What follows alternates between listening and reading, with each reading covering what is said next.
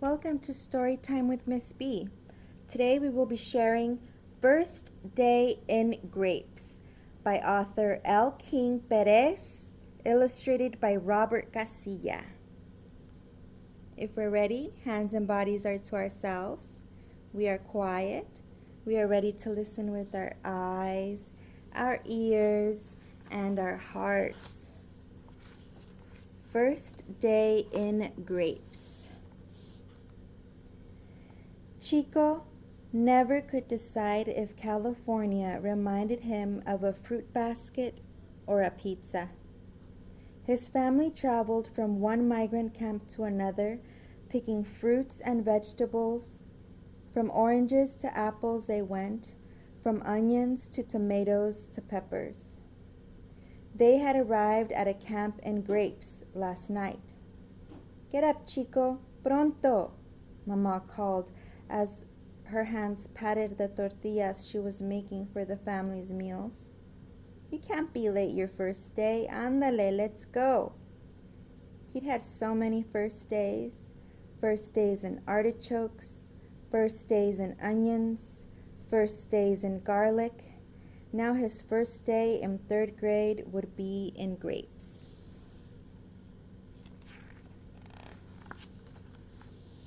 "I don't want to go to school," Chico complained to Mama when he went into the kitchen to wash. "Kids pick on me. They call me names." Mama tippy-toed on a stool like a circus acrobat. She was hanging the yellow curtains that had belonged to Abuela, his grandmother. Mama moved the curtains from camp to camp, trying to make each new place feel like home. "Listen," Mama said. "We all have jobs, and school is yours."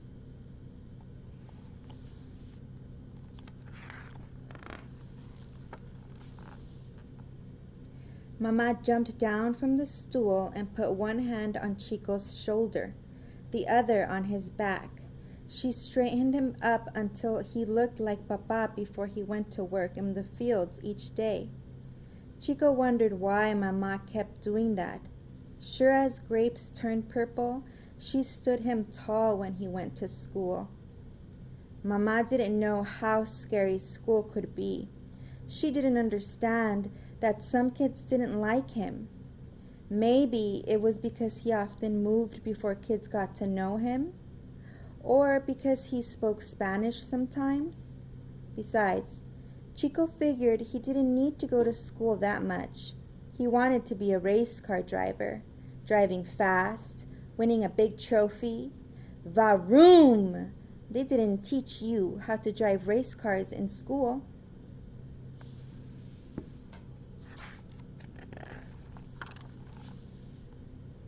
At the bus stop, Chico varoomed over to a few kids he had seen in the other camps. "Hola," he said, steering around them. "Hello." "Hola," they shouted back. When the bus came, the driver looked mean as a crew boss. "Hurry up," the bus driver boomed before Chico or the others could find places to sit. "Move it!" The bus lurched forward. Chico grabbed the back of a seat and held on. "You better watch out or old Hooch will get you," the boy sitting there warned Chico.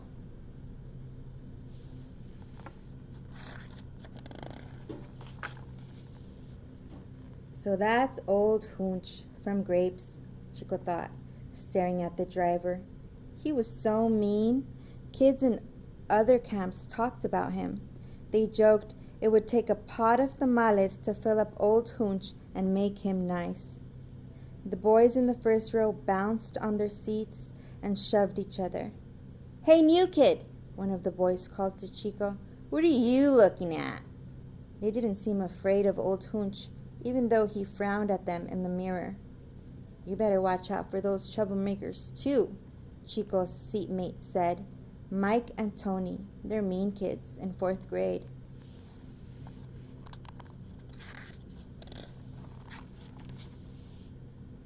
At school, the office secretary told Chico to go to room 8. There, George Washington's picture hung above the chalkboard. Chico silently greeted his old friend from other schools. Buenos dias, amigo. The teacher's name was Miss Andrews. Welcome, Chico, she said.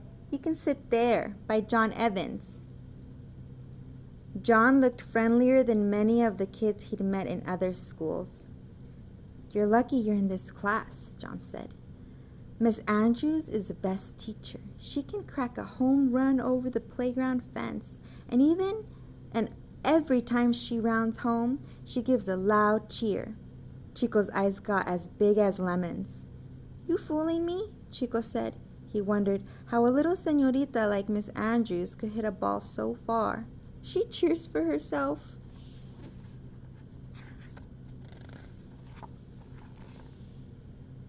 During the Pledge of Allegiance, Chico felt goosebumps on his arms.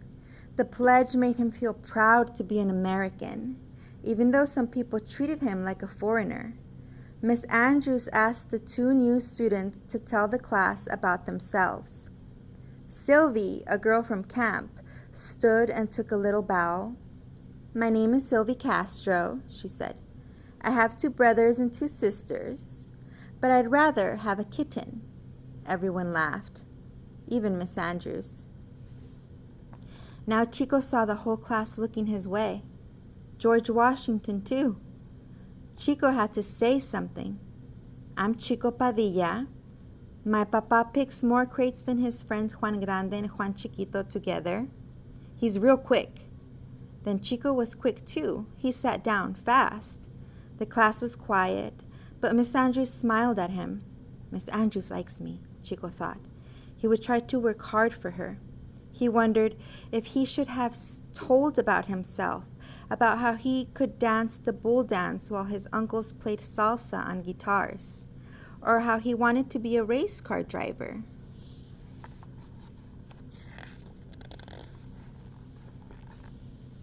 Next, Miss Andrews put out some pictures. Choose a picture you like, she told the class, and write a story about it. Chico picked a white house with bushes and flowers. He bet that house had a room for cooking, another room for bathing, and bedrooms for everybody. It probably even had hot water and a TV. Chico didn't like writing. It was hard to find the right words, but he did his best for Miss Andrews. My house, she is okay. Chico struggled to write. The paint is coming off, a little hole in the floor. Someday I'll have a nice house like this.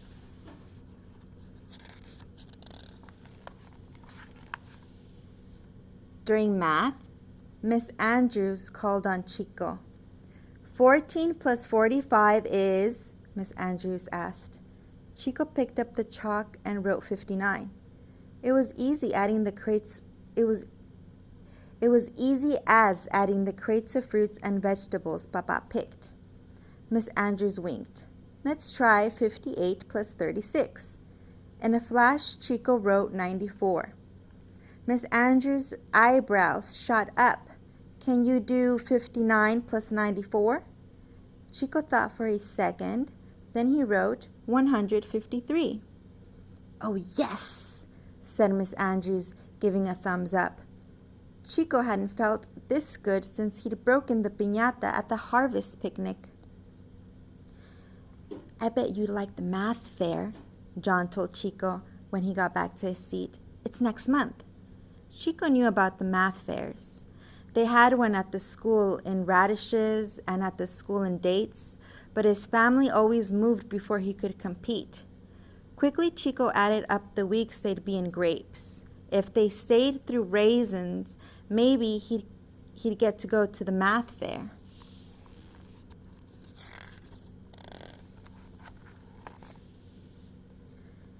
This first day isn't too bad, Chico thought, sitting at a lunch table. He peeled a grape and popped it into his mouth. It felt smooth and cool. Nothing scary had happened, and there would be the math fair. Just then, Mike and Tony, the troublemakers from the bus, came over to Chico's table.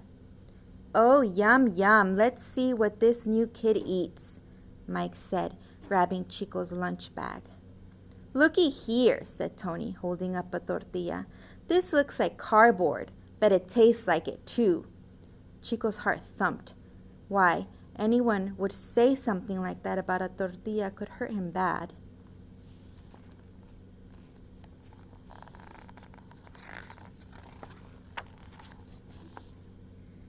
"Betcha his mommy makes them," Mike teased. "Don't talk about my mama," Chico warned in a low voice. "What you say?" Mike said. That's when Chico felt Mama's hands. Finally, he got it. Mama meant for him to have courage, be strong. Although his knees felt weak, Chico stood up tall. It got quiet enough to hear cucumbers grow. Tony leaned so close, Chico could feel his breath. Then Tony pointed his finger and smirked. "Well, look who's trying to be macho."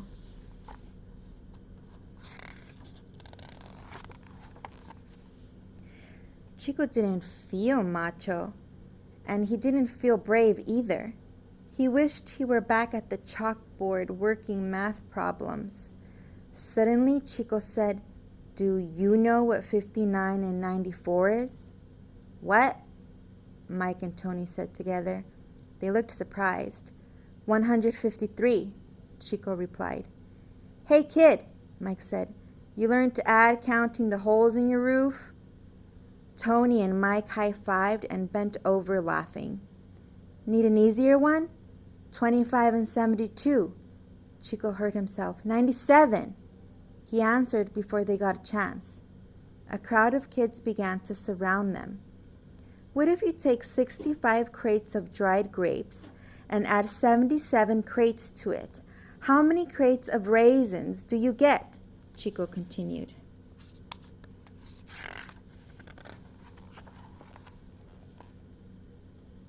The crowd was growing, watching, waiting. "Leave him alone," a girl called out. "He didn't do anything to you," someone else added. Tony looked around. "This is dumb," he said. "Who cares about adding up crates?" "Yeah, who cares?" repeated Mike. No one moved. No one said a word. Finally, Mike and Tony turned, trying to look tough. The crowd parted, letting them walk through. John rushed over to Chico. "Those kids scare everyone," said John. "But you didn't look scared." "They scared me some," Chico admitted. But he thought, bravo! He'd stood up for himself, and it felt good. "You think you'll be here for the math fair?" John asked. "We could be partners." Chico smiled. "Maybe I'd like that."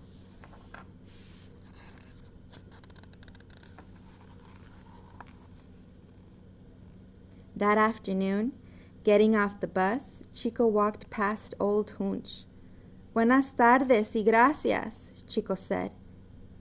Old Hooch glared at him. "What'd you say?" "I said, 'Good afternoon and thank you,' you know, for the ride." He took a deep breath. "And my name is Chico, Chico Padilla. I live here now in Grapes." Old Hooch rested his elbow on the steering wheel and looked down Chicos Lane. "Well, good afternoon to you, Chico Padilla," he mumbled. "See you tomorrow."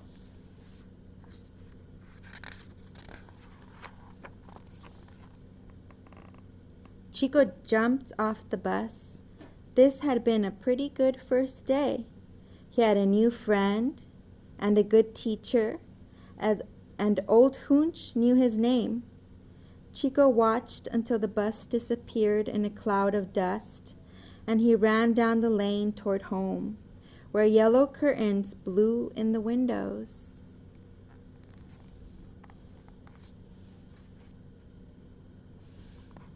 The end. The title of this story was First Day in Grapes by L. King Perez, illustrated by Robert Casilla. And this story was read today in honor of Labor Day.